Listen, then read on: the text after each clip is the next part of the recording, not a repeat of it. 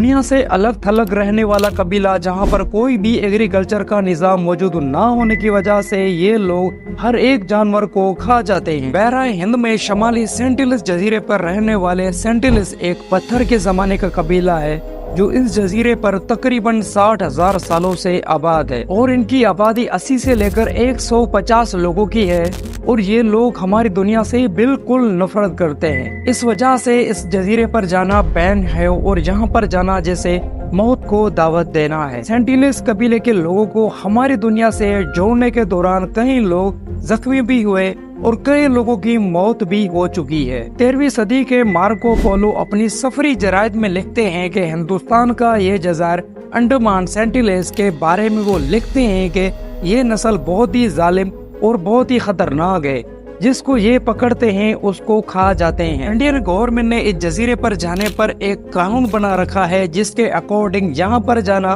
कानूनी तौर पर जुर्म समझा जाता है। ये कानून इसलिए क्रिएट किया गया ताकि यहाँ पर कोई भी बाहर के लोग ना जा पाए, क्योंकि इस पर जाने के दौरान या तो वो लोग मारे जाते हैं या तो वो जख्मी होकर वापस आते हैं। अगर आप गलती से भी नॉर्थ सेंटिनल्स के जजीरे पर पहुँचते हैं तो आपका वेलकम तीरों और पत्थरों से किया जाएगा। 1771 में ईस्ट इंडिया की कंपनी का एक जहाज इस जजीरे पर पहुंचता है और रात के अंधेरे में इसको रोशनी दिखाई देती है। और 1867 में इंडियन ट्रेड शिप के लोग मानसून की वजह से परेशान होकर मजबूर इन जजीरे पर उतरते हैं। इसके बाद इस जजीरे पर रहने वाले लोग इन पर तीरों से हमला करते हैं, मगर शिप मेंबर के पास असला होने की वजह से अपना दफा करने में वो कामयाब हो जाते हैं और ऐसे में ही रॉयल नेवी भी इनके पास इसके बचाव के लिए पहुंच जाती है। मगर 1880 में अंग्रेज फिर इस आइलैंड का दौरा करते हैं और इसके इन साइड पर एक विलेज को दरियाफ्त किया जाता है जिसमें रहने वाले 6 लोगों को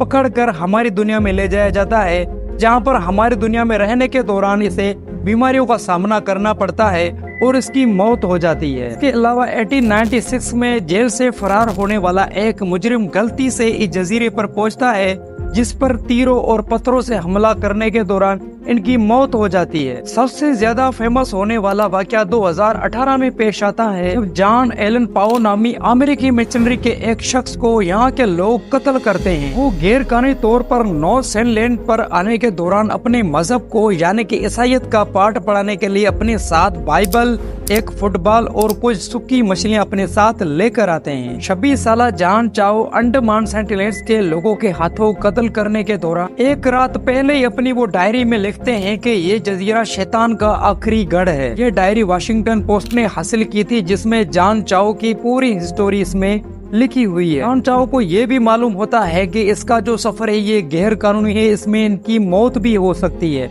लेकिन इनके बावजूद भी वो वहाँ पे रुकते नहीं, उसका सफर करने पर मजबूर हो जाते हैं। जॉन चाओ इंडियन फिशरमैन को कुछ रकम देकर उसको जाने पर मजबूर करते हैं और इंडियन कोस्ट गार्ड से बचते हुए आखिरकार वो उस आइलैंड पर पहुंच जाते हैं। जॉन चाओ के इस आइलैंड पर पहुंचते ही इसका वेलकम तीरों और पत्थरों से किया जाता है, जिसके बाद इसकी मौत हो जाती है।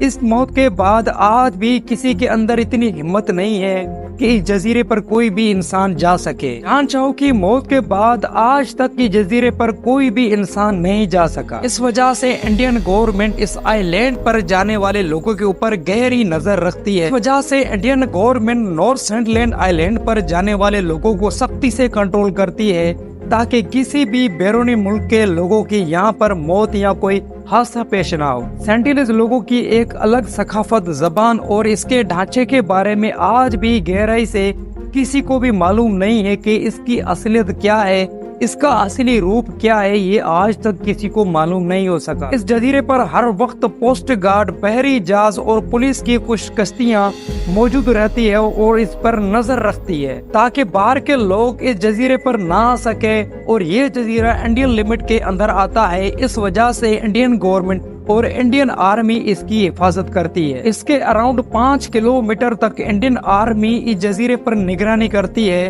और इस जजीरे पर रहने वाले लोगों की हिफाजत करती है। 2004 में इंडियन समंदर के अंदर सुनामी के बाद इन लोगों के बारे में ये कहा जाता रहा कि ये लोग अब खत्म हो गए होंगे। सुनामी के 3 दिन बाद इंडियन रेस्क्यू टीमें इस आइलैंड पर पहुंचते हैं तो इनके ऊपर यहाँ पर रहने वाले लोग तीरों से हमला करते हैं। दोस्तों बाकी आप इस आइलैंड पर रहने वाले लोगों के बारे में क्या राय रखते हो ये हमें कमेंट सेक्शन में जरूर बताना, और हमारी वीडियो पसंद आए तो लाइक, सब्सक्राइब और शेयर जरूर करना। क्या अल्लाह हाफिज, जज़ाकल्लाह।